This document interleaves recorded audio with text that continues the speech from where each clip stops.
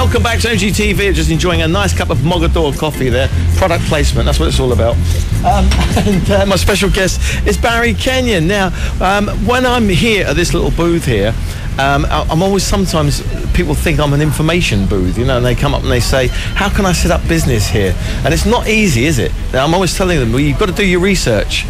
Well, we have that in common, Barry. People are always coming up to me too and asking questions like that.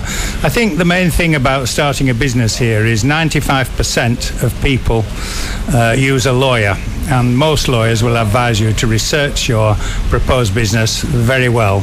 Some people have made a fortune here and some have gone under, so you do have to be careful, not only about the legal aspects and work permits, but also about the market share or the market niche that you think you've discovered. Yeah. It's a matter of really going into it very fully. You can't pass this information over in a couple of minutes like you and I are asked to. It's experience. Yeah.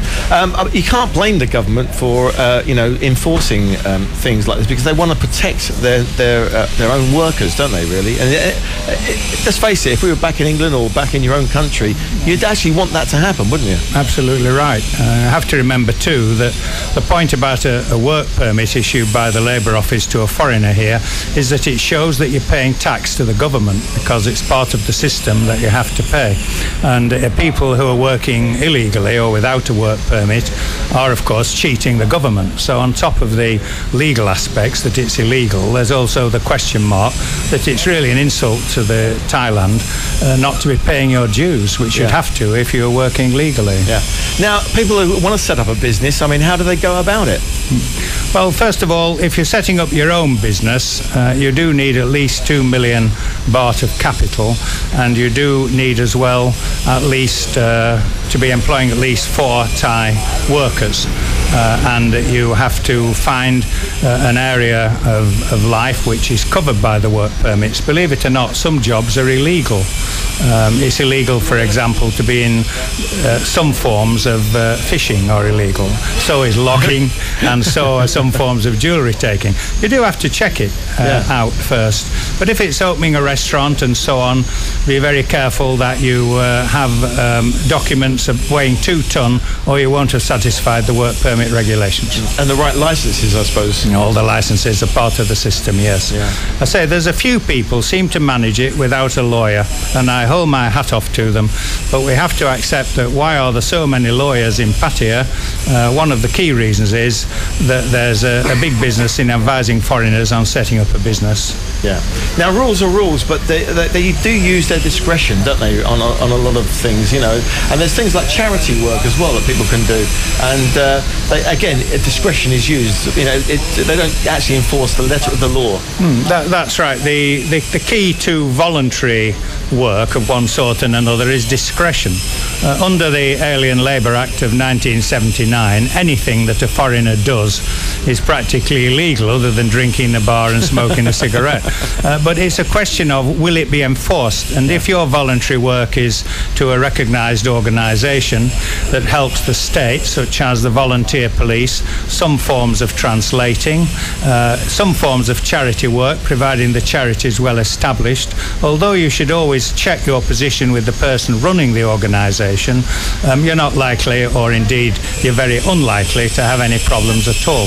But if you think you can just start teaching people English because you're short of a few shillings, or you can help your wife in her business without any further ado, you're probably wrong. So it's just a question of assessing your position, what you're doing, why you're doing it, and who you're working for. Absolutely. Right, that's really useful information. Immigration is such an important issue to every Falang that's living here. And we like to sort of reiterate some of the main key points about what you should do, what you shouldn't do. So what are the things you usually get asked? I know last time you were here you said, where's the toilet? Yes, and also, what are you doing tonight, Barry? But since I said that, no one's asked me. But we had a curious case the other day of a man who came into the immigration. He was a Russian gentleman without a shirt, and we had to say, you can't come into the immigration in a bikini or shirtless. And in broken English, he explained to me that he'd come to the immigration without a shirt because he was trying to report a motorbike taxi boy who'd stolen it from him. Right. So if somebody steals it from you, you can't have one, right? I'm sure you can actually write a book about all of these things. Yes, I'm supposed to be writing a fairly harmless book that to be humorous in tone rather than serious. I just need to someone, if you know anyone, who has a big stick to keep poking me up the backside to get on with it. Yeah. I'm sure you can find someone. But the thing is, actually, a humorous book like that could also be very useful information as well. So it could be a double-edged sword on that. That's the idea, or a triple-edged sword, yes. Yeah. I hope it happens, but I can't guarantee it. Well, I look forward to it. Anyway, I understand you're also doing some quizzes. You're the quiz master, or you make up some quizzes, don't you? My goodness, you make use of all sorts of information, Barry. Yes, it is true that the Monday Quiz League, which has 10 or 12 bars in it, I'm one of the question setters for that, and in the years gone by I used to set them all the time, so I keep my finger in there, baffling the public on a weekly basis. So if ever you see Barry Kenyon, right, in one of the teams, don't play, because he knows all the answers. That's why I can't play in the team. Thanks for coming in. We'll see you again in a couple of weeks' time, and hopefully you can bring somebody down from immigration. I know that they're all fans of the show, so we look forward to that, and we'll try to be as assistants as much as possible. All the best, Barry. Thank you. Thank you.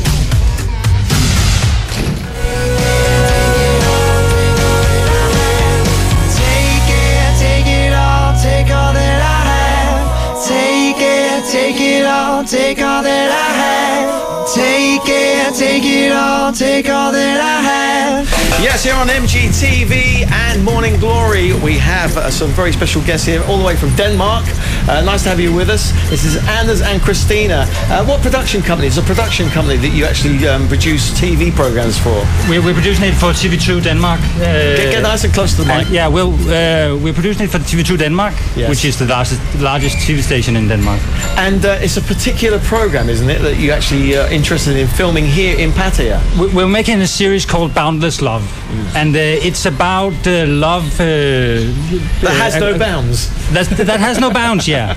And what we're here for is that we want to investigate how does it work when, for instance, a Thai woman marries a Danish guy, a Danish man? Because there's so many prejudices at home in Denmark about this subject. Yeah. Well, the thing is, and not a lot of people know exactly what Pattaya is about, do they? They read certain things in the press. Yeah. So it's really important that a program like this can actually sort of shed some light on it. But Christina, can you tell us about the presenters that are going to be coming here on Thursday? Yeah, they are. We have two presenters from Denmark, two middle-aged women.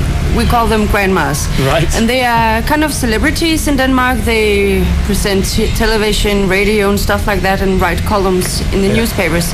And they have a lot of opinions, and they never... And they disagree. They disagree on everything. But isn't that perfect television when you've got two people diametrically opposed? Yes, exactly. And we're sending them out in Pattaya to explore, to see if we can... Also there's a little twist that going to happen on Thursday as well, because you're going to film our MGTV show for your show. Yes. So this will be the first time. I've always been bragging about the fact that I do two shows at once, the Morning Glory show and the TV show. A show and a show. We can do 3 shows at once. We could have another team coming home if you like. Yeah. Yes. Well, they could actually make like the documentary extras as well. You know, so we could have 4 programs. That's the way to economise, isn't it? It is. This must be a lot of fun doing this show, because I'm sure I've heard a lot about these presenters, and I've heard that they're very famous. They're very famous, and they're very difficult to control.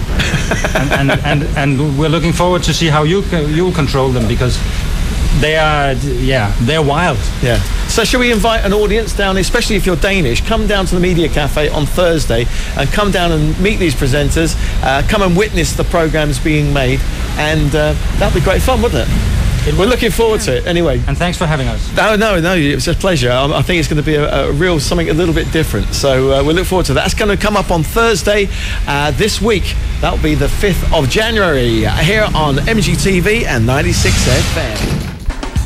Morning music to give you a good start on the day. Welcome back to the show. Well, thanks go to Anders and Christina, to Rose, and also to Barry Kenyon for appearing on the show today. Tomorrow, who have we got on the show tomorrow? Let's have a look in the diary. Oh dear, it's a 2011 diary. I have no clue who's on tomorrow. Actually, it's Dan Cheeseman. It's always Dan Cheeseman on a Wednesday, so we know that for sure. I'm going to go and rush out and buy myself a 2012 diary, and look forward to seeing you tomorrow on MGTV. Bye-bye for now. Let's have a sing-along. Sha-la-la-la-la-la-la-la-la-la.